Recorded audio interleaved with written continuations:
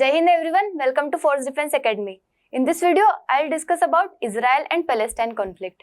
जैसा कि आप सभी ने देखा है कि इजराइल पैलेस्टाइन में कॉन्फ्लिक्ट चलता ही रहता है, कभी इजराइल उस पे पैलेस्टाइन पर अटैक करेगा, कभी किसी में अटैक होगा। तो आखिर क्या रीजन है इसका, तो हम देखेंगे इस वीडियो में कि क्या क्या रीजंस है कि किस वजह से इजराइल और पैलेस्टाइन में कॉन्फ्लिक्ट स्टार्ट हुआ, उसके बाद उसके क्या क्या कॉन्सिक्वेंसेस है, इंडिया का क्या स्टैंड है इस कॉन्फ्लिक्ट को लेके। और अब देखिए, as we are living in the era of globalisation, तो हमारे लिए बहुत जरूरी हो जाता है कि अगर किसी भी कहीं भी किसी भी जगह पे पूरे वर्ल्ड में कोई वॉर हो रही हो तो हमें उसके बारे में जानकारी होना बहुत जरूरी हो जाता है, और इंडिया का क्या स्टैंड है उस जगह पे ये जानना भी बहुत जरूरी हो जाता है। तो हम देखेंगे इसमें, पर उसके पहले मैं बताना चाहती हूँ यहाँ पे पोजीशन आपको कि एग्जैक्ट लोकेशन क्या है इजराइल की।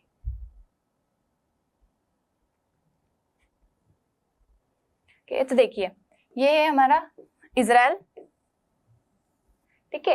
इसमें पैलेस्टाइन जो है ये वेस्ट बैंक वाला एरिया और ये गाजा वाला एरिया ये आता है हमारा पैलेस्टाइन में, और ये है यहाँ पे मेडिटेरेनियन सी, ठीक है। इसके अगर हम नेबरिंग कंट्री की बात करें तो यहाँ पे सीरिया है, लेबनान, जॉर्डन एंड इजिप्ट, ये इसकी नेबरिंग कंट्रीज में आ जाती है।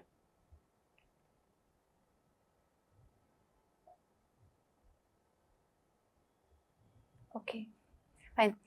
तो आप देखिए, अगर किसी भी कंट्री में या फिर कहीं पे भी अगर वॉर होती है या फिर कोई भी कॉन्फ्लिक्ट स्टार्ट होता है तो it's not only today and yesterday जिसकी वजह से ये वॉर स्टार्ट हुआ। यहाँ पे कुछ ना कुछ हिस्टोरिकल बैकग्राउंड जरूर रहता है, मतलब कुछ ना कुछ हुआ होगा कुछ सालों पहले, कुछ डेकेड्स पहले, कुछ सेंचुरीज पहले, जिसकी वजह से ये वॉर स्टार्ट हुआ है। ऐसा नहीं है कि आज मेरा मन हुआ कि चलो मैं तो अटैक कर देती हूँ पैलेस्टाइन पे जाके और अटैक हो जाएगा। ऐसा नहीं होता है कि किसी का भी मन हुआ और कर दिया, उसके पीछे कुछ ना कुछ रीजन जरूर रहता है। तो हम देखेंगे कि इजराइल और पैलेस्टाइन के बीच में जो कॉन्फ्लिक्ट स्टार्ट हुआ है उसके पीछे क्या रीजन था। तो हम चलते हैं 1917 में, वहां पे एक होता है बाल्फोर डिक्लेरेशन। यहाँ पे क्या होता है कि ब्रिटेन जो है वो ज्यूज पीपल, ज्यूज एक कम्युनिटी जो आपने देखा होगा, जेविश कम्युनिटी जो हम बोलते हैं, ये जो है इनको जगह नहीं रहती इनके पास रहने की कहीं। तो ब्रिटेन बोलता है, मतलब ब्रिटेन के एक फॉरेन सेक्रेटरी थे आर्थर जेम्स बाल्फोर, इनके नाम पे ही डिक्लेरेशन हुआ है। तो ये बोलते हैं कि पैलेस्टाइन जो है उसमें आपको क्या दे देते हैं, एक जगह दे देते हैं जहाँ पे आप जाके रहना। मतलब ये इनको ज्यूज पीपल को बोल देते हैं कि पैलेस्टाइन में आपको क्या दे देते हैं, हम कुछ टेरिटरी दे देते हैं, वहां पे रहना, मतलब आपको नेशनल होम बना देंगे आपका, कहाँ पे, पैलेस्टाइन में। लेकिन क्या होता है, आपके घर में अगर कोई भी नया पर्सन आ जाएगा और वो रहने लगेगा तो क्या आप उसे एक्सेप्ट करेंगे? ऑब्वियसली नहीं करेंगे। तो पैलेस्टाइन ने भी उनको एक्सेप्ट नहीं किया।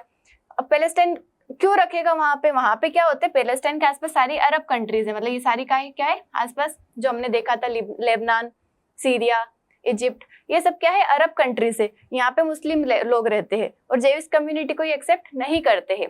तो उन्होंने क्या करा, वॉर करनी स्टार्ट करी, कॉन्फ्लिक्ट्स हुए दोनों के बीच में स्टार्ट। अब ये कॉन्फ्लिक्ट्स इतने बढ़ गए कि ब्रिटेन उनको हैंडल ही नहीं कर पाया, मतलब it was out of control for Britain की वो इस वॉर को क्या कर सके, संभाल सके।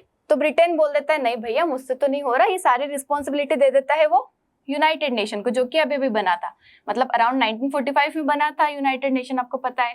तो 1948 के टाइम पे ब्रिटेन इस रिस्पॉन्सिबिलिटी को किसको दे देता है, यूनाइटेड नेशन। बोले भैया आप संभालो, देख लेना, जो करना है वो करो इन दोनों स्टेट को क्रिएट करने के लिए। फिर यूनाइटेड नेशन क्या करता है, एक पार्टीशन प्लान बनाता है। अब इनके पास वो आ गई रिस्पॉन्सिबिलिटी कि अब मुझे इनकी लड़ाई को सुलझाना है, तो वो क्या करेगा, उसने क्या करा कि दोनों को थोड़ा थोड़ी टेरिटरी दे दी, मतलब कुछ टेरिटरी बोल दी कि ये आपकी इजराइल की है और कुछ बोल दिया आपकी पैलेस्टाइन की है। बट वो अरब नेशंस जो है, पैलेस्टाइन वाले लोग जो है, वो क्यों मानेंगे कि ये हमारी टेरिटरी किसी और को मिले? तो फिर स्टार्ट होती है अरब एंड इजराइल वॉर, मतलब अरब नेशन की और इजराइल, मतलब जो ज्यूज पीपल थे, ठीक है, इन दोनों की वॉर स्टार्ट होती है। अब यहाँ पे क्या होता है कि जब लड़ाई हुई, इजराइल तो निकला बहुत पावरफुल। जब लड़ाई होती है तो जो यूनाइटेड नेशन ने इनको टेरिटरी दी थी उससे भी 50% ज्यादा टेरिटरी ले लेता है कौन, इजराइल। मतलब जो टेरिटरी इनको दी गई थी यूनाइटेड नेशन पार्टीशन प्लान के थ्रू, और अरब नेशन एक्सेप्ट नहीं कर रहे थे, लेकिन ये 50% ज्यादा टेरिटरी लेके चला जाता है। अब अरब नेशंस क्या करेंगे, अब उनको और ज्यादा सदमा लग गया कि अरे बाप रे, पहले तो कुछ ही टेरिटरी दी थी, अब इन्होंने तो लड़ाई में उससे भी ज्यादा टेरिटरी ले ली।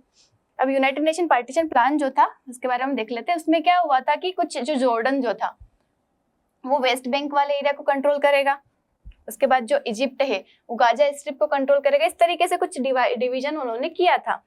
उसके बाद क्या होता है कि पैलेस्टीनियन लिबरेशन ऑर्गेनाइजेशन ये बनता है। क्यों बनेगा? अब पैलेस्टाइन वाले लोगों ने ये ऑर्गेनाइजेशन बनाया क्यों? कि जो एरिया इजराइल ने कंट्रोल कर लिया है उसको छुड़वाने के लिए, उसके लिबरेशन के लिए ये ऑर्गेनाइजेशन बनाया गया।